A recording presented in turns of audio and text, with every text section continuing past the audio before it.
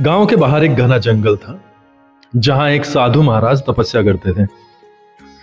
उनके पास लोग अपने जीवन की समस्याएं लेकर आते और समाधान प्राप्त करते। एक दिन एक युवक राघव साधु महाराज के पास आया और बोला, महाराज, मुझे समझ नहीं आता कि क्या सही है और क्या गलत। मैं अपने कर्म से थक चुका हूं। मुझे कुछ ऐसा बताइए जिससे मैं अपनी उलझन से मुक्त हो जाऊं।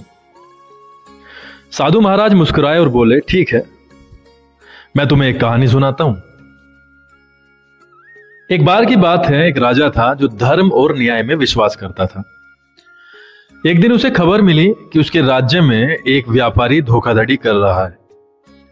राजा ने व्यापारी को दरबार में बुलाया और पूछा, तुम्हें पता है कि दूसरों को धोखा देना अधर्म है? व्यापारी ने सिर झुकाकर कहा, मुझे पता है महाराज, पर मैंने ऐसा इसलिए किया क्योंकि मैं अपने परिवार का पेट पालने के लिए विवश था। राजा ने कहा, धर्म और कर्म दोनों का पालन करना आवश्यक है।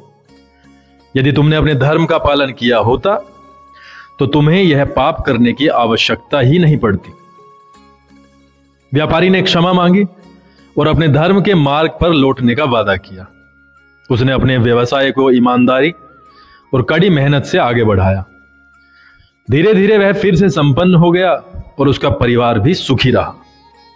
साधु महाराज ने राघव से कहा, बेटा, धर्म का अर्थ है सही और नैतिक पथ पर चलना और कर्म का अर्थ है मेहनत और प्रयास करना।